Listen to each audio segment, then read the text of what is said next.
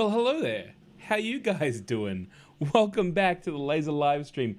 My name is Gil Posnanski, and I'm going to tell you, I am so glad to see each and every one of you. In fact, I know that there are more people watching right now than there are in the chat room. So first thing I'm going to ask is, I would love it if you guys could go into the chat room and just say hello. Maybe if you want to, tell me where you are, because right now I'm broadcasting. I'm not really broadcasting, it's a narrowcast. I'm live casting. I'm live streaming from Melbourne, Australia, which means that I've been in lockdown for 2 weeks because we've had an unfortunate outbreak of the Delta coronavirus here. We've been all locked up, and I've got to tell you that in the last couple of days, I've just been waiting to kind of hang out with all of you.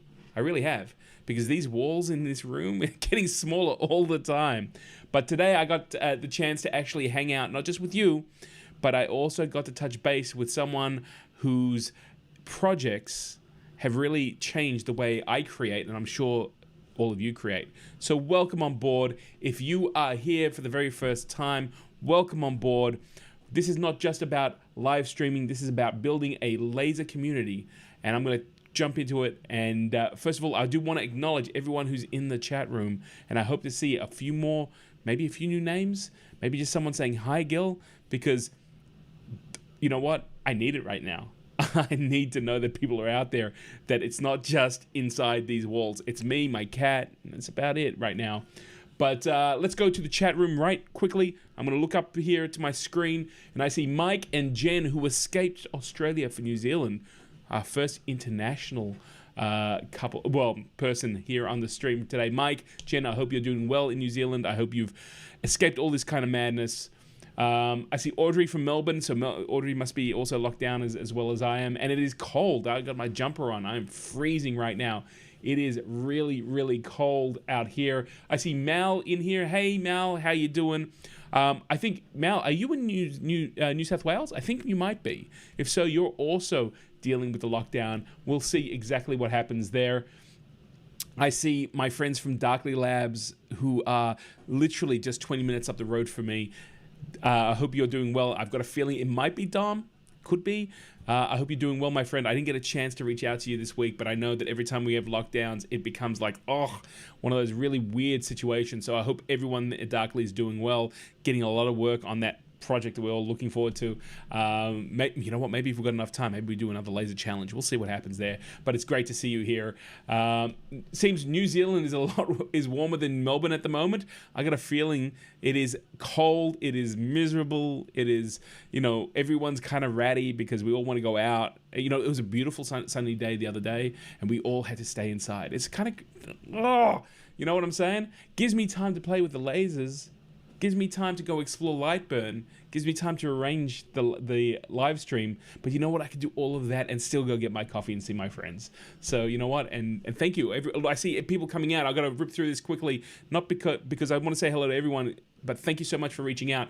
Kubi Coleman, all the way from London. It's good to see you here again, my friend. Hello. I hope it's not too early in the morning for you, but I'm glad you're here. I see Sandy and Megan Mansfield for the very first time. Hey, Sandy and Megan. Good to see you guys. Welcome to the live stream. I hope you can join us and become part of our community. I also see Wayne. Wayne's here all the way from the Netherlands, Texas. Howdy, partner. I'm Australian. If I did that wrong, I apologize. But it's really good to see you, Wayne. Thank you so much for coming in. I know it's late over there, so it's great. I see Devin. Devin's coming in saying hello as well. Jen sharing with us that she's sorry to hear about the lockdown. So am I. I'm getting I'm over it right now. I'm over it. I will publicly say I got my vax. I got my 2 vax shots. Someone said to me, Gil, you're vax. You can go out and do anything you want to do. I'm like, no, it doesn't work that way. I might be able to get that. I don't want to transmit it. And right now this Delta thing is going through New South Wales and Victoria. So I'm going to do my part, stay home, and we'll see what happens. George is all the way from Spain. I think Spain gets the longest. Thank you so much, man. I really appreciate you being here and saying hello. Welcome, George. We had 0.8 in the Gympie this morning, says Mal. Yeah, it is cold, man. Here in Melbourne, we get a lot of the Arctic weather, the Arctic winds, so it kind of freaks me out a little bit, but it's kind of cool. Jen saying, it's super weird. No one's wearing masks in New Zealand, and it took you a week to get used to it. You know what? I actually made a foam mask when this all started out, and they said on the laser, but they said no, not so good. Numi Numi, come all the way from the Sunshine Coast. Good to see you too, Numi Numi. And as Darkly Labs has said, we just got news that Queensland, Brisbane, is going to host the 2032 Olympics. Hopefully, we'll be out of lockdown by then. Maybe we'll even get the next Emblazer by then. I don't know. We'll see what happens. I'm nudging. I shouldn't be mean to Dominic. Dominic has really been great to us and all the rest of it. So Mike's saying, let the building begin. Yeah, they're going to do lots of infrastructure. It's great to see you all. All the new viewers to the live stream who just came in and just, said hi, Gil. And thank you, guys. Thank you so much. Lasers run better in cold weather. They absolutely do. So thank you guys so much. So welcome here. If this is your first time here, what we do is we talk about lasers. We work with the Emblazer, which is a diode laser. So we do focus on that, but we go right across the board with CO2. A lot of what we talk about is based around the Lightburn software. If you've got a laser, if you've got a fiber laser or anything like that, I'd love to be able to talk to you and see if we can tie some of that stuff in there. But first of all, I would love to acknowledge both Darkly Labs, the home of the Emblazer range, and Lightburn software for making these live streams possible. It's really through their generosity and support and speaking to me, giving me content to be able to deliver it to you, that these live streams happen. So if you're interested in getting maybe a diode laser and putting it in your office or maybe in your classroom, check them out at www.darklylabs.com. And if you're using a laser, if you're not using Lightburn, you've got to go and change the way you create your projects. Lightburn is an amazing I call it a maker-centric piece of software. It's very intuitive. It is really, really awesome. So I want to thank both those sponsors because you know what? They come together, especially when you use the Emblazer. It is Lightburn that runs the machine. It's kind of awesome. The bonus of getting the Emblazer, you get a free copy of Lightburn that you can run on a few machines. And that's kind of really, really cool.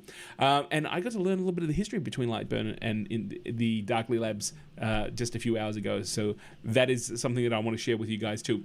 But for everyone who else is coming in here, who's brand new, let me tell you, when I say this is not just about this live stream, it's actually about building a community. So we have intentions that we put out on every stream, and I want to go through those with you. There's only 4 of them, but you'll get an idea about what I'm trying to create and what our community is all about here. And our very first intention is we want to build a creative, interactive laser community. That means laser users being creative, supporting each other. That is our first intention of doing these kind of live streams here on YouTube. We also want to support all laser users. It's not just about people who are using the Emblazer. It's right across the board. We want everyone to be able to be empowered and create the things that, you've got in your imagination. We want to put them in the palm of your hand. That's what I say professionally at work. I'm going to show you how to take your imagination, put it in the palm of your hand, and I want to do it here on the laser live stream as well. Our third intention is just to share knowledge. I don't know everything. I don't know if there's one human being who is the expert at everything, but I want to be able to share what I know, and I want to learn from you guys as well. And that brings us to our fourth intention, which is just learning from everyone. And I love this saying, in life, we all learn from everyone, and that's exactly what we want to do. We want to be able to create a opportunity for everyone to learn and be the best makers and safe laser users that you guys can be. So that's where we're going for this. Now, you might be saying, Gil, this is really cool. This is the first time here. How do I get involved? What can I do? What's this all about? So let me share with you how you guys can get involved, both here live in the live stream and also through Facebook.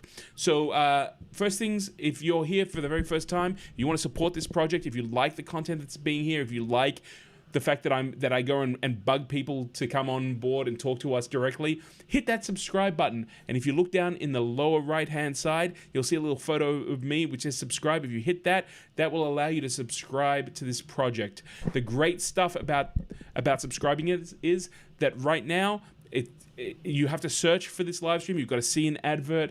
But the more interaction we have, the more you guys chat, the more you subscribe, please that tells YouTube, hey, you know what? This content has value and allows people who are searching lasers or Lightburn to find out what we're doing here. And of course, chat. I love interaction. You guys would have just seen it as everyone came in and said hello. And I just see Adrian also coming in from Cooktown. Adrian's one of our great community members coming in. And you know what? Feel free. Do not be afraid to converse. You got questions, please feel free to ask. I will love to be able to answer that live for you. If you are watching a replay or you feel that you can't get into the chat room, feel free to send me an email at laser.livestream@gmail.com. That is the official email of the live stream, and we've had some incredible examples of people's work using that email. And of course, we have an interactive group which we have at Facebook, and that's at facebook.com/groups/laser livestream. So guys, you know what? There's multiple ways for us to be able to connect. And as I said, this is not just about me talking to a camera and sharing what I know, but it's all about all of us pulling in the right direction so that you can actually, benefit as a community exploring this amazing technology. Now, there are two other ways that I do want to tell you how you can actually help and contribute to this live stream. The very first one is in the chat room. If you like what's being said or you want to help and support, maybe in a financial way, there's a thing called Super Chats. You can buy these stickers. That goes out into the chat room, and part of that donation comes to me here at the live stream. Or if you go down below in the description, we have a little PayPal link, which is a one-time donation. So maybe you've learned something, maybe I've been able to answer something for you in your workflow, or maybe just scratched an itch on some knowledge and you want to be able to help support this project. Every bit of those donations goes straight back into this project. It's either through buying equipment, and just recently I had to go and buy another camera because my other camera died on me, or it's buying materials and researching materials so that I can run them through maybe the good, the bad, and the ugly of materials to put in your laser or laser projects. So there are two ways, and I appreciate everyone who's been able to support. I don't want to embarrass the person, but I got a very, very nice note attached to a donation just after last week's live stream, and I am so grateful for not only that we received a donation, but I'm really grateful that you took the time out to actually just say, "Hey, Gil, I love what you're doing," and that just makes it so much. You can't buy that. The monetary, it's really nice. It's going to help me. But the fact that you took your time out after, that was awesome. So guys, that's what we're going to do. And let's jump into it, right? You're all here to hear from Jason at Lightburn. Let's jump into it. Let's get the show rolling here. So what are we going to do tonight? We're going to get right to the point here. We're going to go through the Emblazer user showcase. We're going to go and see some of the projects that everyone's been doing in the last 2 weeks. Then we're going to go and talk to Jason from Lightburn. I do have to apologize due to the time difference. Jason wasn't able to be here live, but a few hours ago, I was able to sit down with Jason and have a conversation. We're going to show the first half of it because we went nice and long, and that was awesome. Then we're going to go through the good and bad, the ugly. As you guys know, that's us looking at different types of materials that we can put into the laser. So that is kind of awesome. What I do want to do is just jump into the chat really quickly and just say it's great to see so many people in the community tonight. It is awesome. It is just so awesome to see what's going on there. Mike saying 2 great companies. I agree. Adrian came in, and Mike, knowing Adrian so well, has already asked, "Hey Adrian, up for another long burn tonight?" I'm looking forward to seeing, those posts that come off at 3 in the morning. It's like, "Hey guys, I just did this," and it's like super awesome. And Adrian saying, "Hey Mike, yeah, just started another one." I think Adrian's got the bug, man. He's got the bug. But you know what? Let's go and take a look at some of the other projects. And in fact, the very first project we're going to talk about is an Adrian project. Here we go. Adrian likes doing these amazing burns from images, and you can see the original image on the right-hand side, the final result on the left. And I say this every week, but every time I see these projects that Adrian does, they just get more refined and refined and refined again. So look at that. For a laser, it is pretty amazing. Welcome, Ian, all the way from Northeast UK. I hope you're safe, and I'm so glad that you've come in to hang out with us today. Adrian, I'm looking forward to what you're burning right now, and I know you do that while we do the live stream, so that is awesome. Thank you so much, Adrian, for sharing that amazing picture and the results you've gotten. We also have Brendan Rogers. Now, Brendan did a blueprint type image, which is actually a Darkly Labs project. So if you guys are interested, I am more than happy to post the link to this project, where you can actually make like a blueprint type image using paint, glass, or perspex. And you can see Brendan has done this, and it looks amazing. He's actually backlit it with some LEDs, and it just looks pretty. It's just awesome. Just really awesome work. And what I like about this as well is that this is a ongoing. This is a project that was developed by the team at Darkly Labs. I think it was last year. It's good to see someone going and revisiting those projects and actually using them for their own. I actually, you know what? I gotta go out and get some Rust-Oleum blue and I love that. I love the look of this. This is like, guys, I used to make films. I don't know if you guys know this or not, but I used to make films, and my passion was science fiction films. And the minute I saw this, I went, "Oh, that's a computer screen in the future, right there, right? Oh, that is awesome. Why fake it when you can actually make a physical thing that you can shoot on camera?" So there you go. It's awesome. Brendan looks fantastic. I mean, this thing looks great.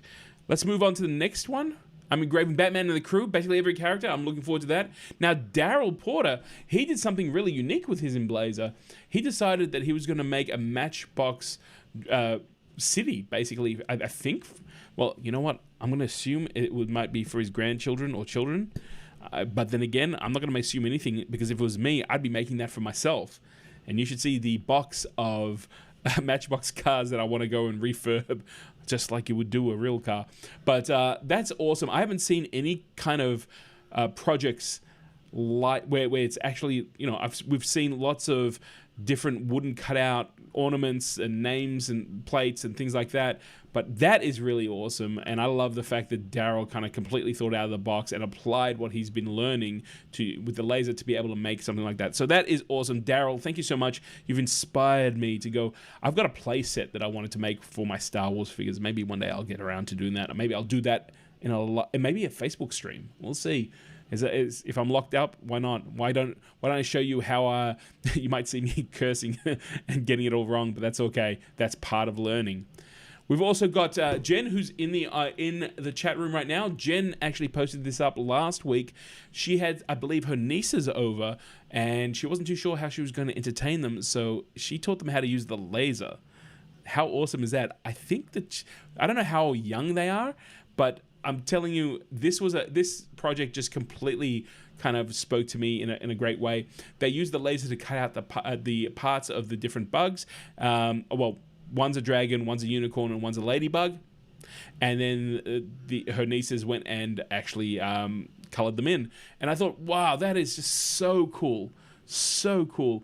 And what I love about this more than anything else is, when people talk about technology, this is not for children. This is not for it's dangerous. It doesn't have to be dangerous. In fact, what I love about this sort of stuff is the fact that, like, the Emblazer itself is designed to be in a classroom and have access for everyone. Now, I know that Jen uses the Emblazer core, so it doesn't have some of those safety features, but I love the fact that Jen mentioned that she took time out to explain exactly how it worked and where things were dangerous, and came up with these amazing projects. And I believe she's also going to be doing that again with her niece. So I can't wait to see the next round of these projects. That's going to be totally awesome. So Jen, my heart was just warmed on that sort of stuff. And I love the fact that you were doing that with your nieces. And I look forward to the next craft day. The other part of the Culver clan, Mike, was actually using some Perspex or some acrylic and was cutting it out on their core and making some feet for Jen's drone. So there you go. It's like, you guys, I'm just curious, Mike's in here too. So I've got to ask, or maybe Jen can answer this. Do you guys race your drones around? But it's so cool. It's so cool to be able to see how you guys are working on these projects together. And I know that Mike's been working on different parts with the Emblazer core, cutting them out of Perspex. And it is just so cool to be able to see not only that you're taking it to the next level, Mike, but you've also got Jen involved. Oh, there you go. Jen's sharing with us. Her nieces were four children. Wow. 8, 5, and 2. There goes my dyslexia. Sorry, guys. I showed them what I was doing and taught a bit, but I didn't actually get them to touch anything. Well, that's understandable. I totally get it. You know what? Someone get Jenna an Emblazer too, so the kids can get involved and touch everything, because that machine will not fire unless everything is lined up. But either way, I love the fact that they were interested. I'm so glad you did it in a creative way, and it is so awesome. And again, look at what Mike's doing, man. It is just, it's cool. It's just so cool. And let's go to Mal. Mal's also in here. I saw this and I thought to myself, Mal, I don't know if you ever heard me talk, but one of the very first projects that I ever did was I engraved on pencils a message that said something along the lines of, imaginations in this pencil, your job is to work, to explore what it is. And here Mal has taken a little bit of a different tact here, but he's personalizing pencils for a whole bunch of children. I love this sort of stuff. Thinking out of the box. It is just so cool that I am, these are the projects that are just so inspiring. This is why we get together all the time, because I see things that I wouldn't have thought of doing. And then, I go out and I go, I want to do something kind of like this, but maybe in a different way. It's really cool. And I get to be able to do that with my laser. And you know what? I also get to do that using the software that runs the laser. So that's my way of bridging exactly what everyone's waiting here for. Let me introduce to you the interview with Lightburn from Jason. Jason is so cool, man. Jason is the CEO and the software engineer of Lightburn. He was kind enough to meet with me earlier today. We ended up speaking way longer than we expected, so unfortunately we're going to have to break this into 2 different interviews. The first half this week, the next half the next time we come back to the live stream. So without any ado, let's go and let's talk to the man who made all of this possible, Jason from Lightburn. So finally, we've been able to kind of connect. I want to thank you, Jason from...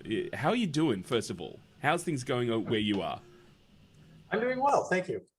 Great. It's raining here, but other than that, we're good. And honestly, I like the rain. It's cooling off a little bit, which is nice. You guys are in the middle of a heat wave, from what speaking to a lot of my friends in the US. Right now, we're starting winter, so we're literally the polar opposites.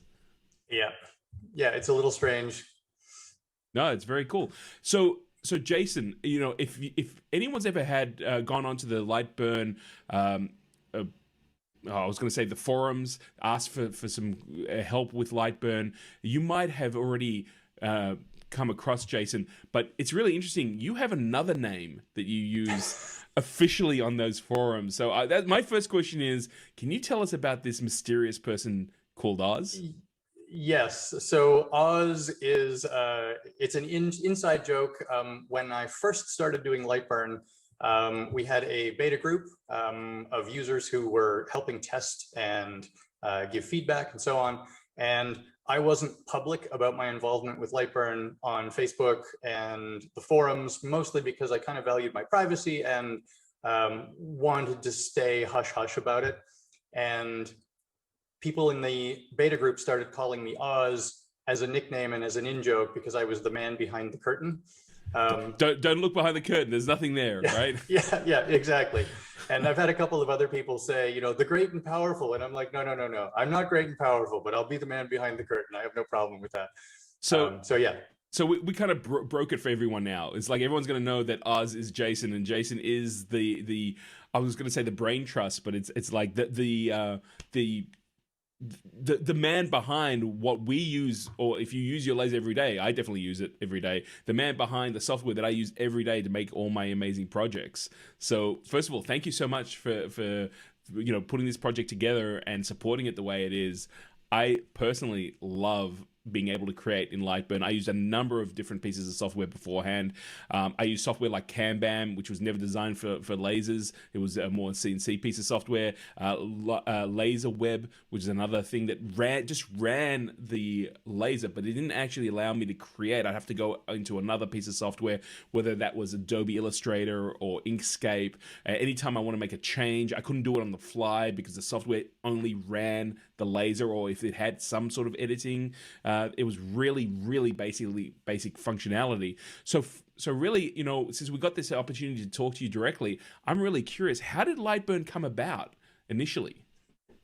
Lightburn started because well, a little bit of background. I've been a maker for a long time. I've been a developer pretty much since the early 90s, probably older than I look. But I started building things as a way to sort of do stuff that was not exactly the same as my day job. And so I got into CNC work. I built my own CNC machine. Sure. And so some of the software projects that you're talking about, like CamBam as an example, I've used before because I had a CNC machine and I used that.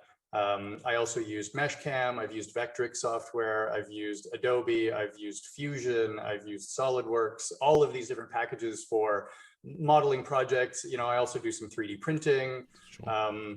And 3D printing and CNC kind of coexist well. There are some parts that you can do much faster on a CNC machine and some parts that are impossible to do on a CNC machine that are trivial on a 3D printer and so on. So I used to do all of these things. I got a new job and the new job was in a location that was different than where I was living, and the cost of living was about twice as high as where I was. So we had to downsize, and downsizing meant I had to give up my CNC machine because my CNC machine was about the size of a car. And new place, yeah, it was a 4-foot by 5-foot cutting area. I'm jealous. It was huge. I'm trying to work out how to get an X-Carve into my workspace. How did, you know, it's like... I'm jealous of past me. So if, sure. But so we moved and I had to rehome my CNC machine. I gave it to a friend of mine who promised he'd keep it safe, and he uses it all the time now. So that's, you know, I'm happy that somebody's getting their use out of it. Awesome. And I bought a laser, and I had originally been signed up for a Glowforge. And so in a way, Lightburn is, Glowforge is actually somewhat responsible for Lightburn, which is kind of a funny story in itself. They must love that. Maybe not, but... you heard it here, folks. You heard it here first. I was signed up for that. They slipped their first shipping date. It looked like they were going to slip their second shipping date. And then I found out that their software was cloud only and had no option for offline use. And I was looking at having the laser cutter in a garage without any web connectivity. And that just kind of ended it for me. I was like, you know, I don't really think that's going to work for me. Sure. So started looking around online, found an eBay special red and black laser, one of the 700 by 500 millimeter 100-watt units for about half the price that you could get a Glowforge at the time. So I ordered that, and when it arrived, it came with RDWorks, which is the software that drives Ruida laser cutters. And it's very functional, but it's not very user-friendly. And it kind of looks like it was written for Windows 95 or maybe older. So it's when you load it onto your new computer and it comes up with, like, you know, security warnings that you just kind of go, hang on a second, what? Yeah, something's not right here. Anyway, I was able to make it work, and it's not terrible software. It's hard to fault it for what it is because it does the job and it does it relatively well and it's reasonably stable. But it's just not friendly. And at that time, it was significantly worse. They have actually improved it quite a bit since then. This was probably 2016, early 2017. Right. Yeah.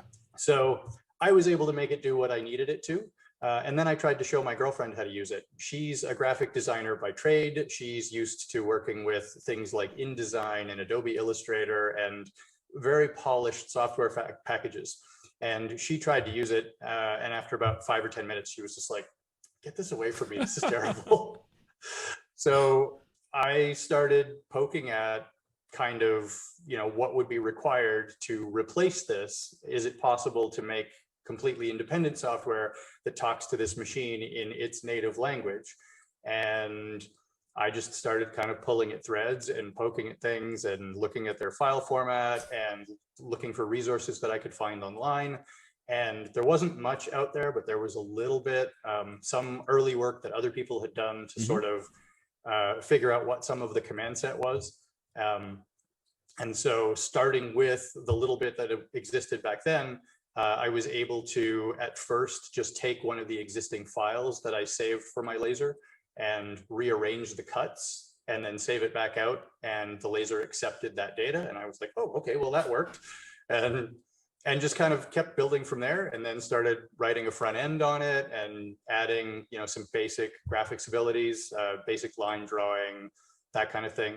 And while I was doing this, I was a member of a couple of Facebook groups for laser cutting enthusiasts, people who help one another, lots of different groups on Facebook for that kind of thing. Sure. And I started posting images or short video clips of the stuff that I was working on. And fairly quickly, people were like, what is that? What are you going to do with that? Can I have that? That's pretty cool. Do you have a Facebook page for that? Can we follow it?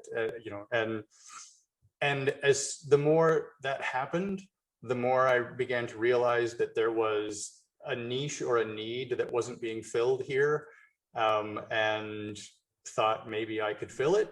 And I wasn't sure if it was going to work, and I wasn't sure if I was going to be able to even fully communicate with the controller. But before long, we had it actually working, or I had it actually working. I keep saying we because it's force of habit. I've always referred to Lightburn as a company, we. That's okay. But initially it was myself and my girlfriend, and that was it. It was just me, and we had a couple of people who helped with support. And really that was it. I think it's really interesting, as you explain that, two things really jumped out at me. One is that normally, your first introduction to like laser cutting software was really more kind of an engineering manufacturing front, as opposed to a maker kind of need, right? So it's one thing to run a machine, and if you're in industry, once you've got the files, you just run those files, right? You just run them over and over again. You do that task, you got no problems, right? As long as the machine works. And I have a sneaking suspicion those early laser driving software, I don't even want to call it laser design software because I don't think it really was that, was really based upon that. Once you worked out what you needed to do, it just ran. It was a sausage factory type thing. It's just you keep running the file and you'll be fine. Yeah, I feel like more recently, as the cost of the tech has come down and it's become more ubiquitous, I mentioned Glowforge earlier. One of the things that they did do that I think that they did well was they kind of commoditized lasers, and they brought them to a wider audience, and they made them more approachable for a lot of people who would otherwise be overwhelmed or afraid to try something like this. They made them friendly. Something that I have a great deal of respect for, Apple, as an example, as a company, has made computing more accessible for a lot of people. Very true. So you can poo-poo them for being expensive or whatever. I'm not going to get into an Apple versus PC kind of fanboy debate, but when my father, who was a computer illiterate, asked what kind of computer he should get because he wanted to be able to post on Facebook and read the internet, I told him to get an Apple. Because it's an appliance. You plug it in and it works. You don't have to edit your registry. You don't have to mess with a lot of things. They generally just behave themselves. And Glowforge, for whatever other faults and warts they may have, I feel like they are similar in that respect, that they brought a laser cutting machine to the world that is relatively plug and play, relatively easy to use, and it's much more approachable than what was coming out of China or even locally, domestically at the time. Right. I mean, it's very interesting because my personal philosophy is it's all about experience. That's why we even do the live stream here. It's because there's a lot of people working on this technology that are producing amazing results, but by combining it as part of a community, we actually get to share our knowledge and have a better experience, a greater experience than just being by ourselves. And I agree with you. I think Glowforge really was that kind of, experience for people to go, hey, maybe I can dip my toe in it. The idea of being able to work in their user interface was definitely something that people were like, okay, we're moving away from the manufacturing. We now have got more of a bespoke, I can take a design and then I can change it if it doesn't work and go straight through without having to go through multiple steps, which is, again, something that I really think that Lightburn does extremely well. But it's also interesting the parallels when you were telling that story. I worked for a library here who had a makerspace, quite a large makerspace, and I fought tooth and nail to get a laser in. Originally, we put a order in for Glowforge, and they kept missing their dates. And the problem was that because it was a local council, we had to have the machine by a certain date.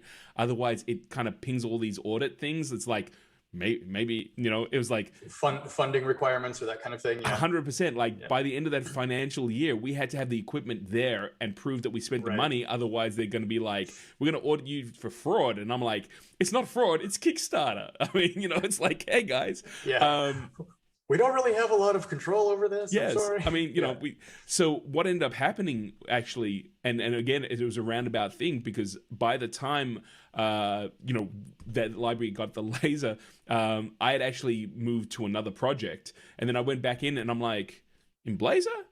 Awesome. Like, I didn't think you guys would even be thinking about that, because they were all like, it has to be the best, it has to be the latest thing.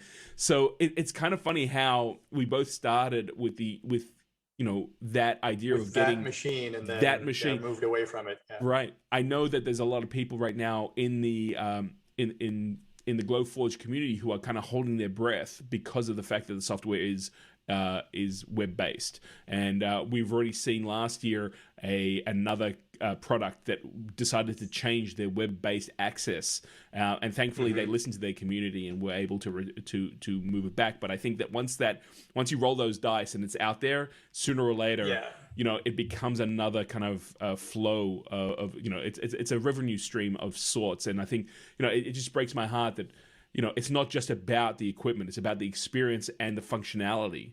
And for me, it's not just about them continuing to hold the keys. That's part of it, certainly. Sure. But prior to TiVo, so everybody knows what TiVo is.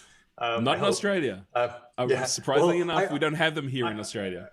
I might also be dating myself by this, but so there was an appliance that was meant for recording television channels, and it was called TiVo.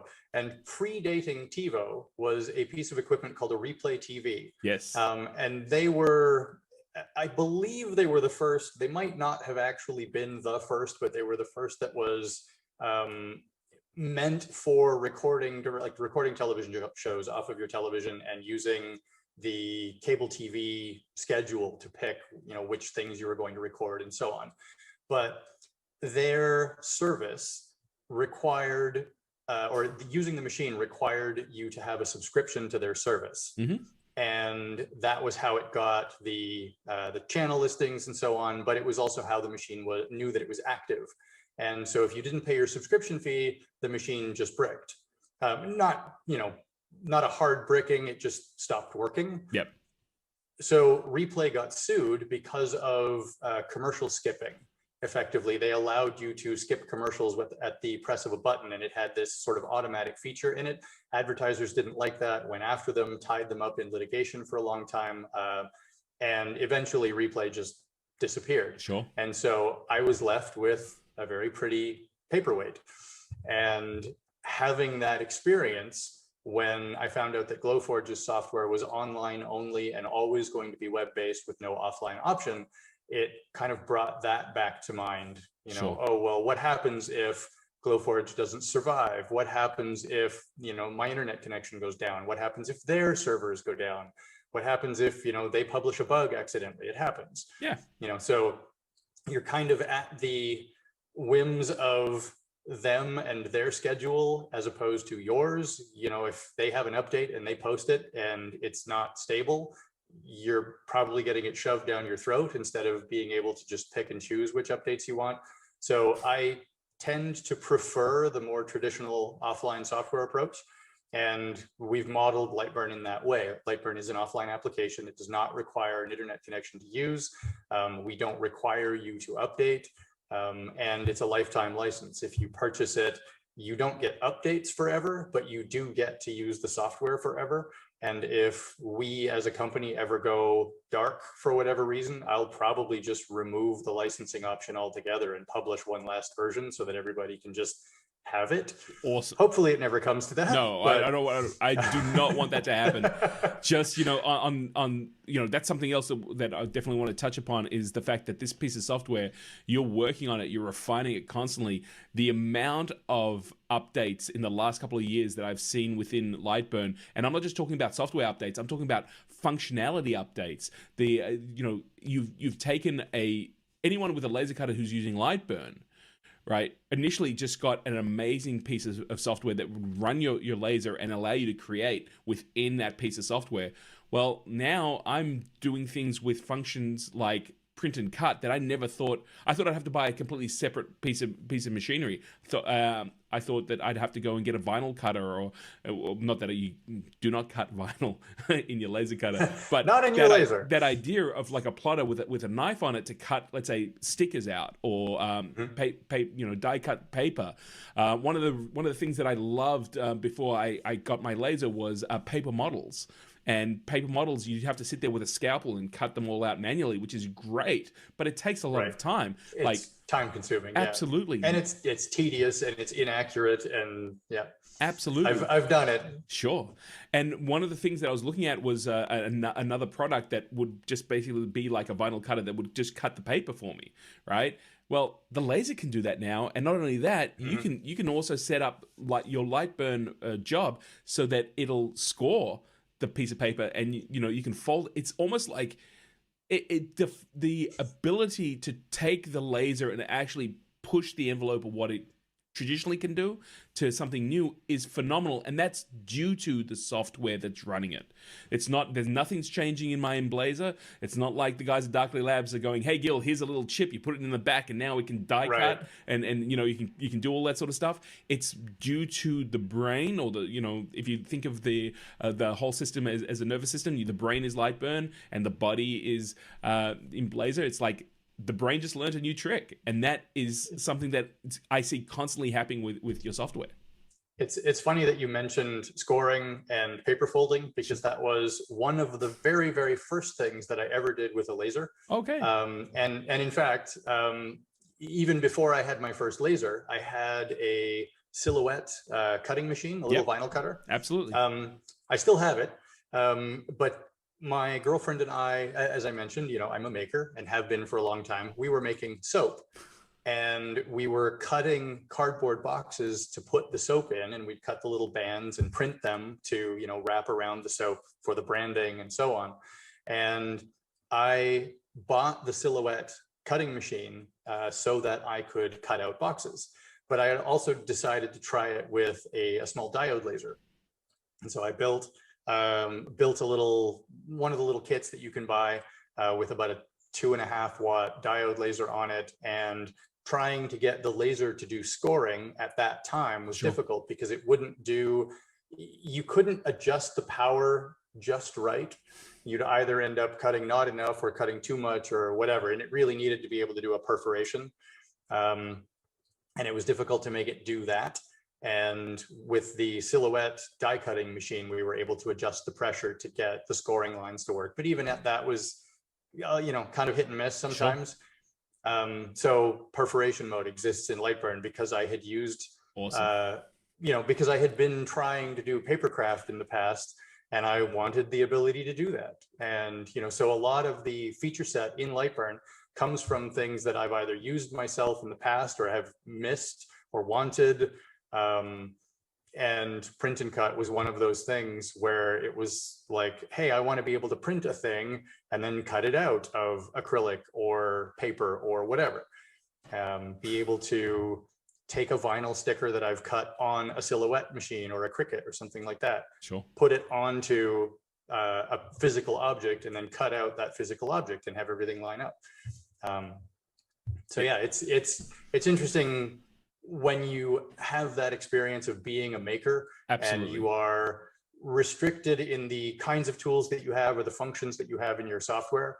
It's frustrating, and you end up trying to find creative ways to work around things. But as a developer, I'm looking at this as opportunities for, hey, what can I add to Lightburn? What am I doing with this right now that, I could do differently or easier if I had better tools? Absolutely. And I love the fact that you're a maker. I mean, I do identify as a maker myself, and being in the projects, working hands on. And again, look, there are companies out there, they make laser cutters because that's their focus.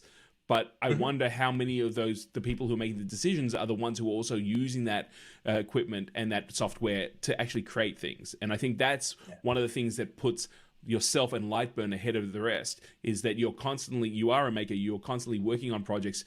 You've also got the ability to go, hey, I can do this on this.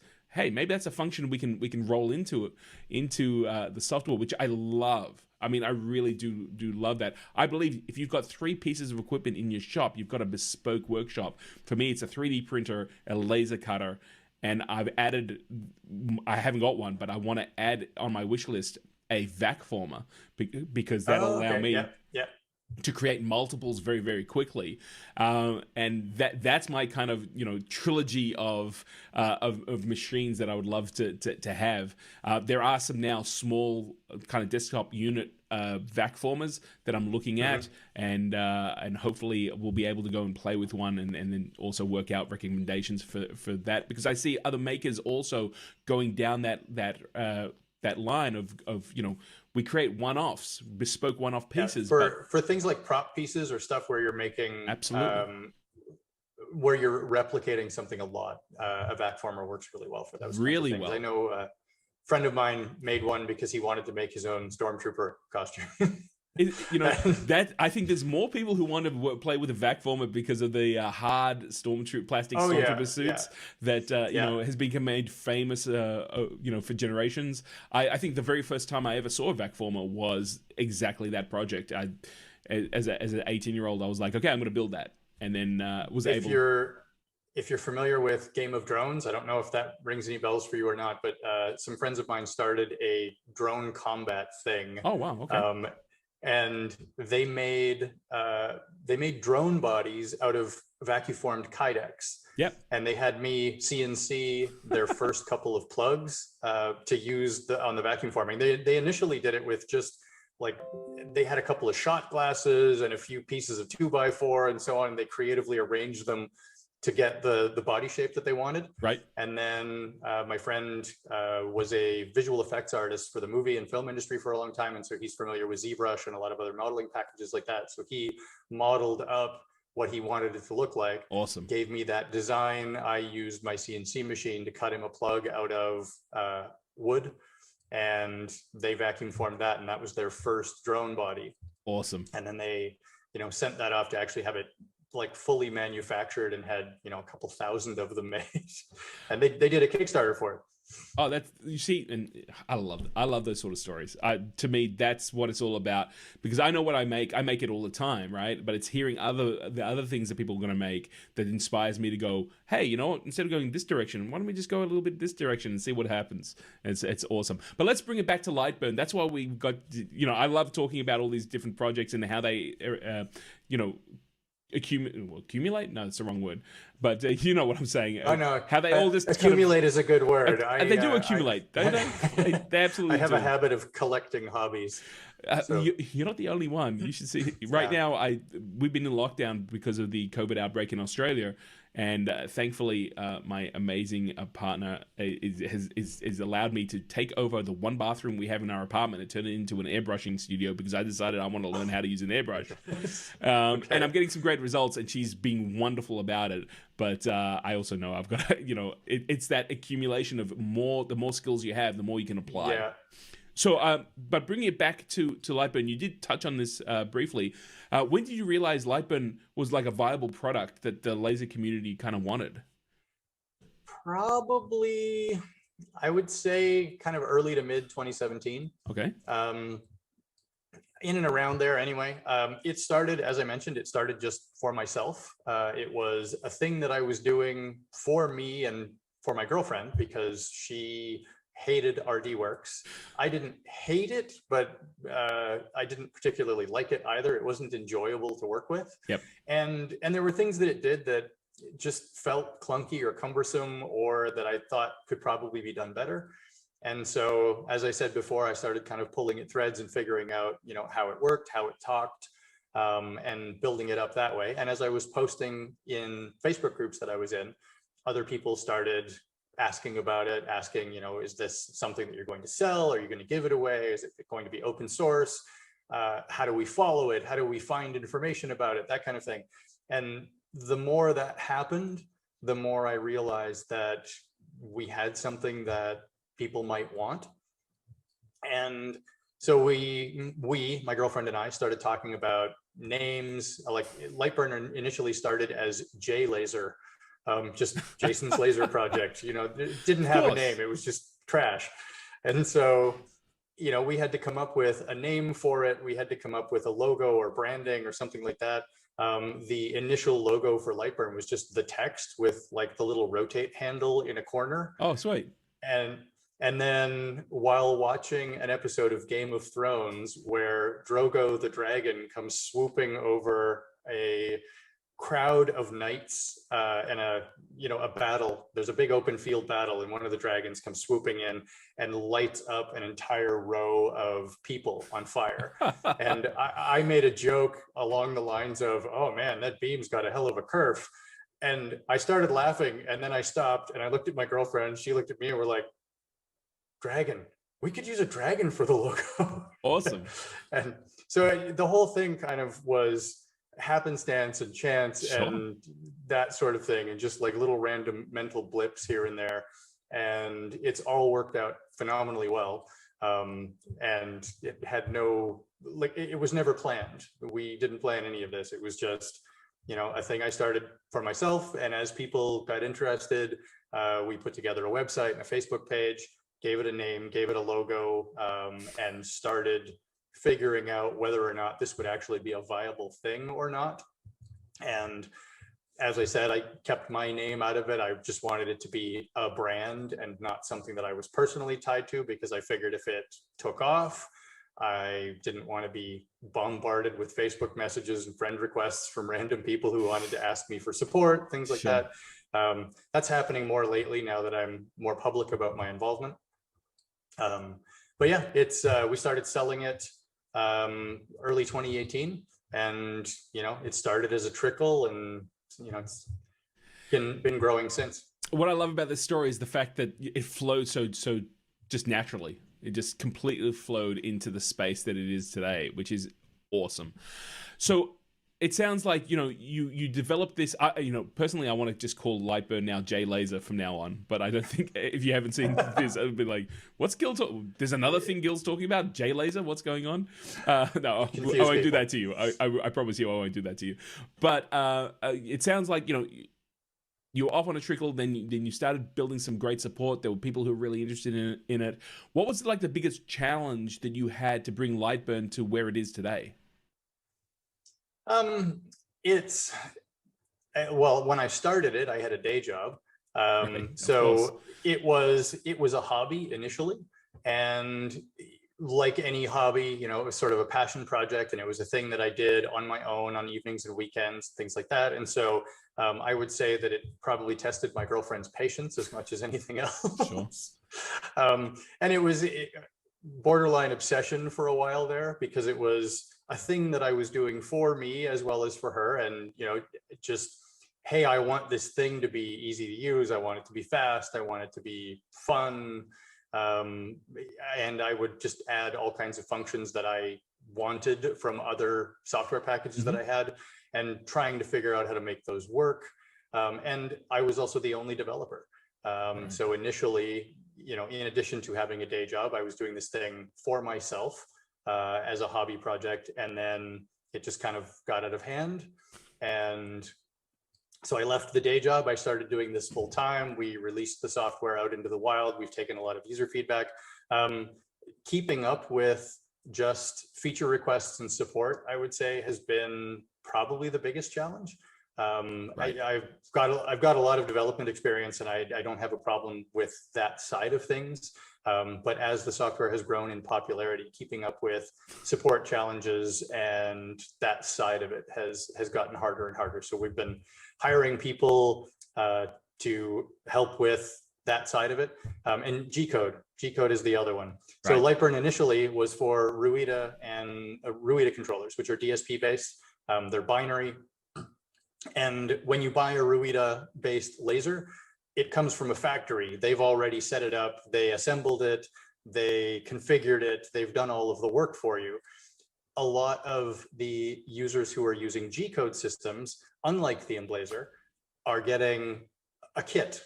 So they get something that they have to assemble themselves. And so not only does the user have relatively minimal experience in most cases, they've, often this is their first experience with a laser. Sure.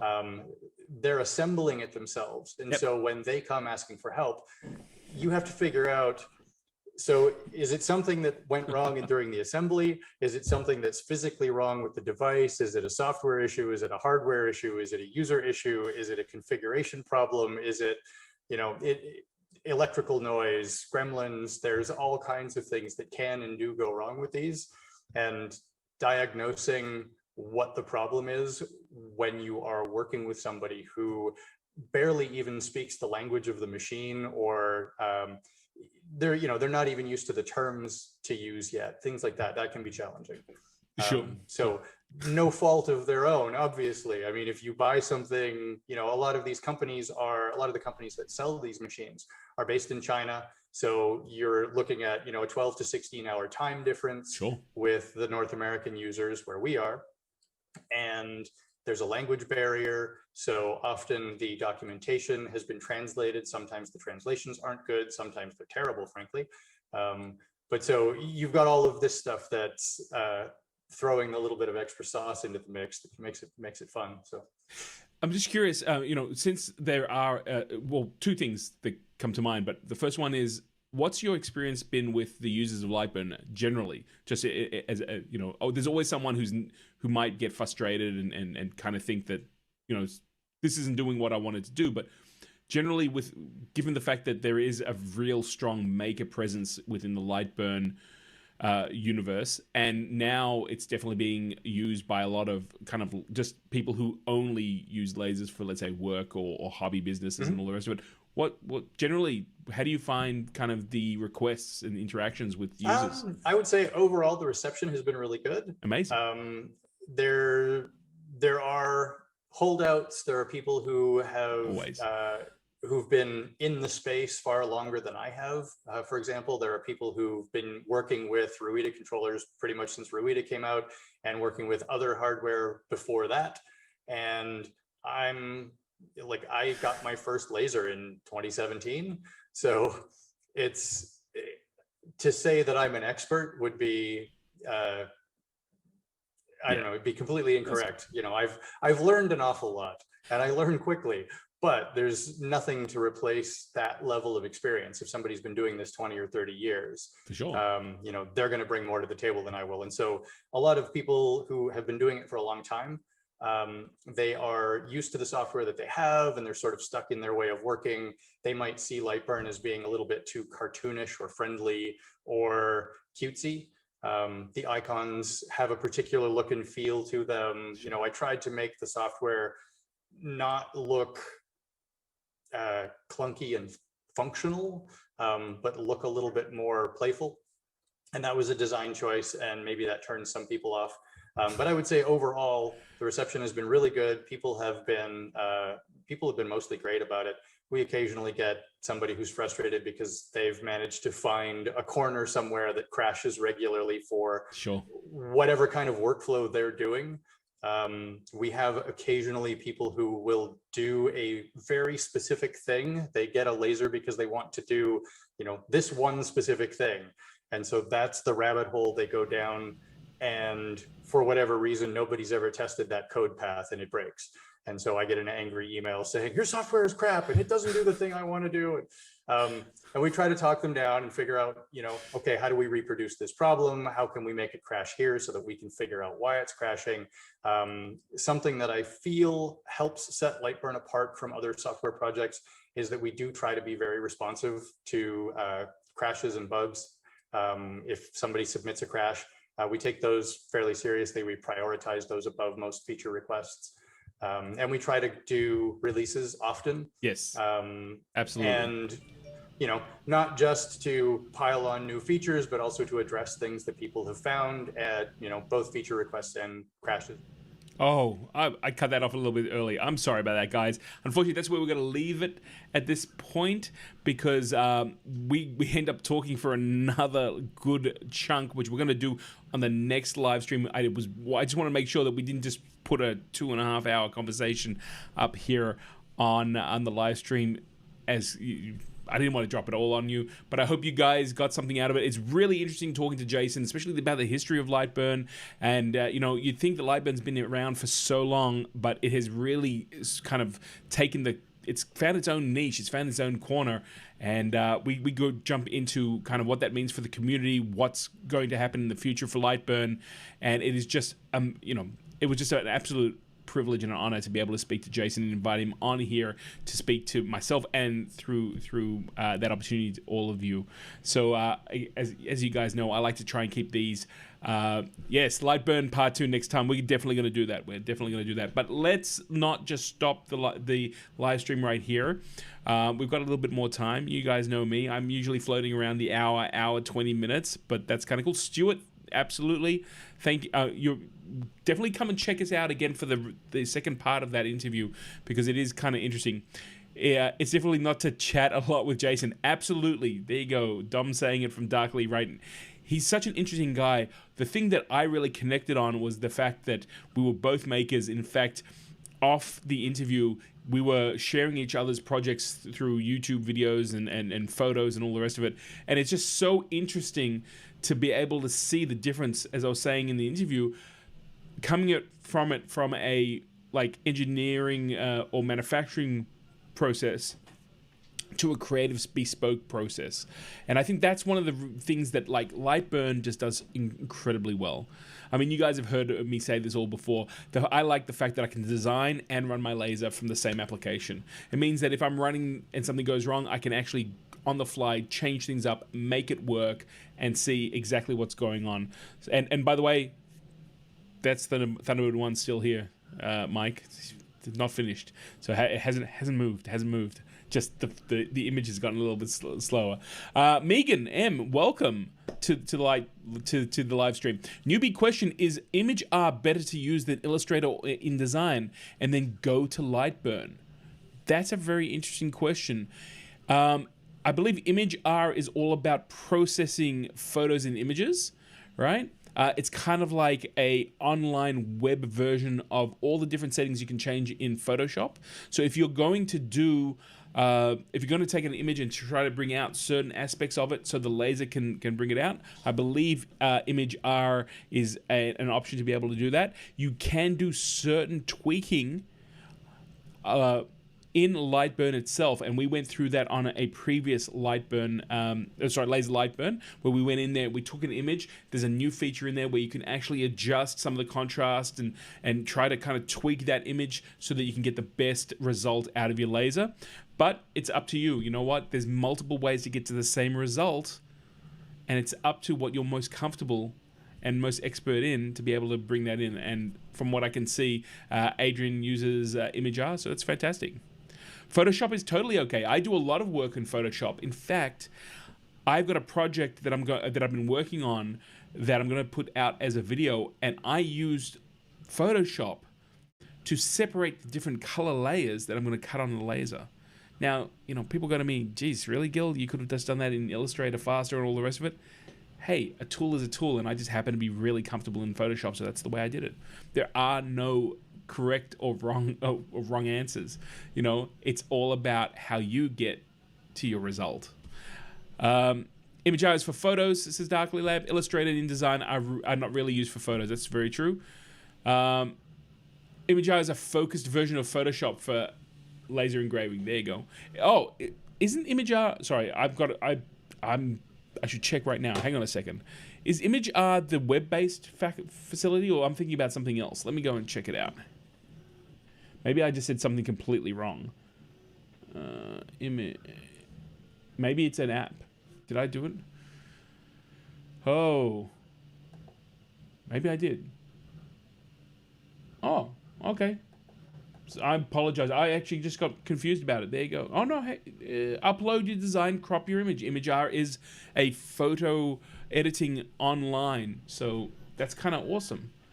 Okay, for a second there, I thought I got it wrong. The last thing I want to do, see, I'm just a human being, guys. I just happen to sit in front of this camera. I just try to do my best. So thank you so much for allowing me to go and check that out. Adrian says, yep, you can also use your images to Norton effect too. Yep. I wish that you could highlight, edit certain parts of text in Lightburn. Ian, I think you can. Not so much highlight, but I have been able to do that by using different fonts. So there is kind of a way, but let me go and check that out. Maybe I'll go look into it. I'm going to write it down after this and see whether or not what we can do. But the great thing about it is that sort of feedback does go back to Jason, and Jason does put it on the development list. And you know what? It might actually happen. It is. Oh, you could, Adrian. Thank you. Yeah, I only knew the online version. All right. Awesome. You know what? It's not only do I feel like I'm visiting all my friends in the chat room and all the rest of it, I love the fact that this conversation went through the interview and we're talking about it now. And I love the fact that I'm seeing so many brand new faces. Guys, if you're not a member already, go to the Facebook page so we can continue this conversation offline. But I love the fact that we're here and doing that now. It's awesome. BK Johnson coming in. BK, how you doing, my friend? Another new face here. Has anyone ever tried a budget alternative to Photoshop like Kitra, a free program I use as a Photoshop alternative for the image editing and see how much quality might be lost? Interesting. I don't know Kitra. I have used GIMP before. A lot of it does the same sort of things. If you're looking at for budget alternatives for Photoshop, one thing that I've been going to, but it's on the Mac, is Affinity Photo, which is almost as cool as Photoshop. There is a few different keys. I'm starting to learn it. It's great. Biggest issue that I have with Adobe is just the price. Unfortunately, I usually use that sort of software for my hobbies. Doesn't really return anything from me. I have been lucky in the past to be able to get kind of educational versions of Adobe for a year, but right now I've been using, as I said, Affinity Photo in this very same way that I've been using Photoshop. But I'm going to look at it's called Critter. Yeah, it's Critter. Why am I saying other things, Gil? Critter's an interesting idea. I wonder if they're on PC, on Mac. That's what I'm thinking. And Lightburn's new features are cool. Yes, Mike, I love the new features in Lightburn. I don't no longer process my photos in Photoshop or Affinity Photo. I can actually do it straight in Lightburn, and I expect those features will actually become more and more as they develop it further and further away. So it's a lot of fun. Guys, let's jump into the good, the bad, the ugly. Let's go take a look at a piece of material. Let's see what happens when we put it into the laser. See whether it's a good material to use, a bad material to use, or an ugly piece of material to use. So welcome to the good, the bad, and the ugly.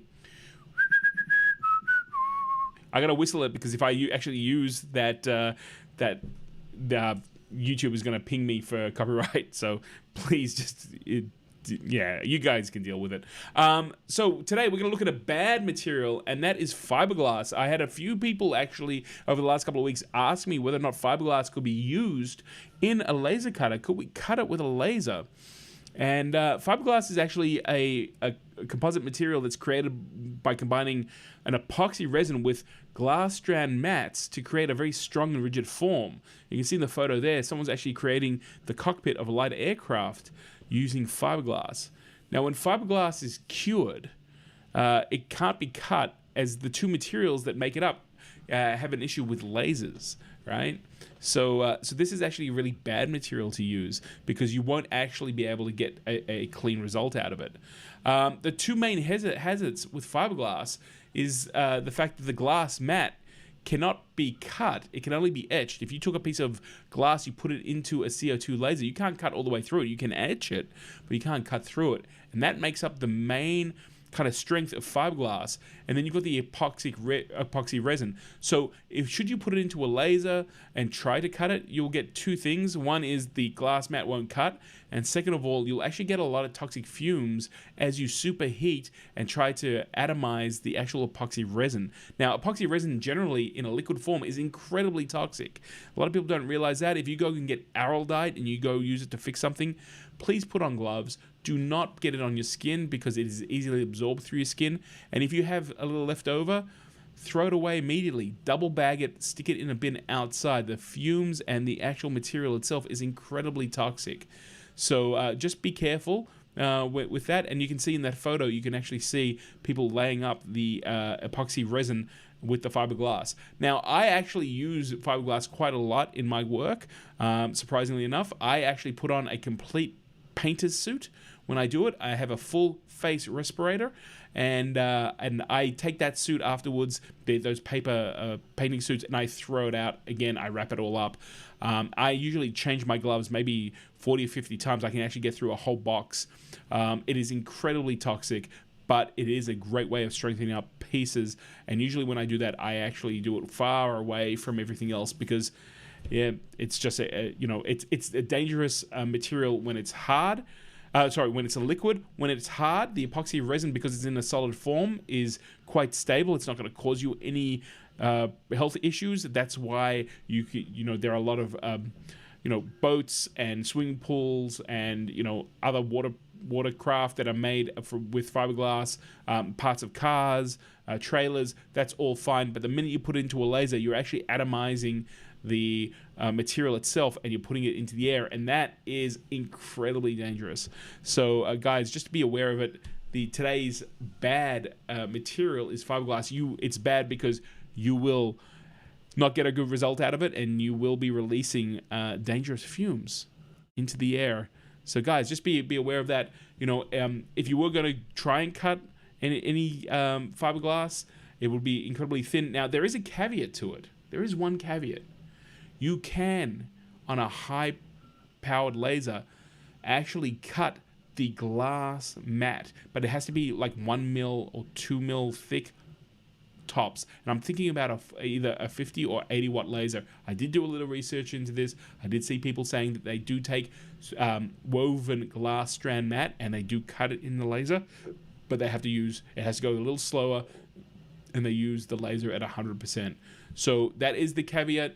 If I don't think anyone in here is probably going to use fiberglass, but I did want to talk about it because to me that is a material that you want to kind of stay away from. That's it's not going to destroy your laser, it's not going to destroy you, but it is going to cause major problems. So there we go. Today's material review on the good, the bad, and the ugly. I don't want to stop this, but we are coming up to an hour 20. Does anyone have any questions? I know we've been having a really good conversation here at the live stream today. I know we've got a lot of new faces in here, and it's just awesome to see you guys.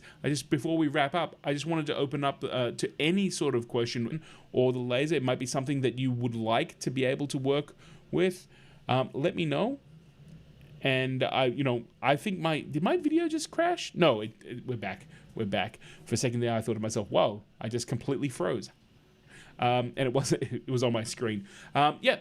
You've been able. So Dom at Darkly says we've been able we have managed to cut woven Kevlar with the emblazer. Awesome. But this is before we had it had been incorporated with the resin. That's exactly what I was getting at. That whole idea. Oh, okay. We're having a bit of a... YouTube just sent me a message saying we might buffer a little bit, so I apologize if that's the case. Hopefully our bandwidth will go back up, because everyone in Australia right now is watching Netflix or playing gaming, and they're getting in the way of my streaming, which is kind of a bit of a shame, but that's okay. Good to know, Dominic. I do appreciate that. BK sharing us with great information. So important to share these experiences and research findings. I totally agree with you, BK. Adrian also saying, uncoded. Once it's coded, you cannot cut it. So again, just be aware of it, and we shall definitely see what's going on. I think we're getting lots and lots of problems with streams. We're kind of glitching a little bit, which is a real shame. I don't know what's going on there. So how about we wrap this up? I'm glad it didn't happen when we were going through the video. But I do want to say to everyone, first of all, if you haven't gone there before, feel free. Let me see if I put this up on the screen really quickly.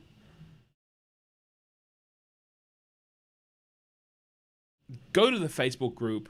My microphone won't work when I put that up there, which is a bit of a shame. But definitely go and check out the Facebook group. We can continue this conversation. Check out, since we are locked down next week, and I hopefully will be out. But if we're not, I'm planning to do some work on my Blazor. I'm going to go and do a Facebook live stream. It's not going to be as classy as this one, but it is going to be classy. So you're going to see me work through and make problems and all the rest of it.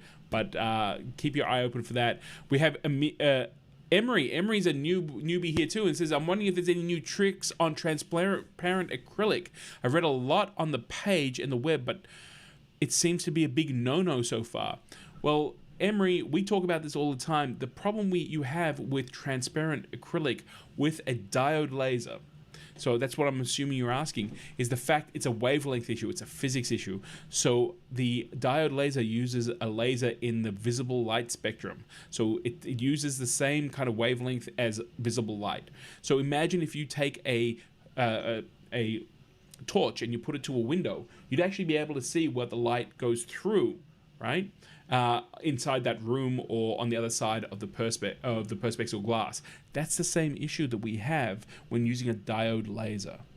Now, it's a little bit different with a CO2 laser because it uses a different frequency, so you are able to actually cut transparent acrylic. You can cut acrylic, it just needs to be a solid color so that visible light actually has a surface to actually displace the energy in. Now, you can engrave material by putting a coating on top of it, but once you cut through the coating, you still have the same problem. So I hope that is a way we're able to help you with that. I see Darkly is actually also going to show you some information about visible transparent acrylic. I don't think that, unless we can we're gonna change the laws of physics. Until we can do that, it just reminds me of the Star Trek thing where it's like, just change the gravitational constant of the universe and you can do anything you want. Maybe we can do that in a way. But yeah, that is, in a nutshell, the issue that you're probably having with transparent acrylic when it comes to diode lasers. You have watched my live recording explaining it, actually. Well, I'm glad. So you probably just got a rehash of that. Unfortunately, you know what? If we can work it out, if the guys at Darkly can, and we can work that sort of stuff out, we'll definitely let you know here. I know there'll be a lot of people who'd be super happy to be able to go and be able to make that work.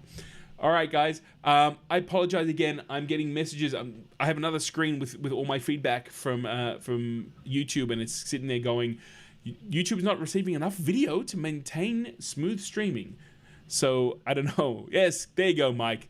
We need more power, Captain. No, we should do it properly. Dominic, we need more energy to cut the transparency. Now, see, I lost Scotty. I lost Scotty. I went too far. I went too far with it.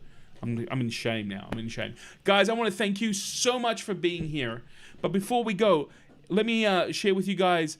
Again, if you want to get involved, that's the wrong one. Why am I doing that? I'm totally on the wrong page. I'm totally discombobulated. I do want to thank, first of all, Darkly Labs and Lightburn. You got to meet the founder of Lightburn today on the stream, and Dominic's in here as well.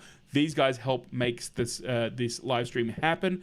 I also want to say that if you're working on something, and I've been actually doing these classes earlier this week, I actually helped a few people who hadn't used their Blazor 2 machines before, as well as working on a hush-hush secret project that I'm hoping real soon that I'll be able to tell you about. If you would like some one-on-one tuition, if I'm around once we're opened up again, or if you want to have a question with virtual classes, feel free to get a hold of me on the laser.livestream@gmail.com. Until then, let me just say it's been a highlight. It always is a highlight, but especially in the last 2 weeks with the lockdown, it has been super awesome to hang out with all of you here on the live stream. Thank you so much. I want to say a big thank you to all the new live stream members. Come back in 2 weeks time. We're going to continue the conversation with Lightburn. I'd love to see what you're creating in Facebook. And until I see you next time here on YouTube, Go make something awesome. I know I'm going to. I'll catch you guys later. Have a fantastic night.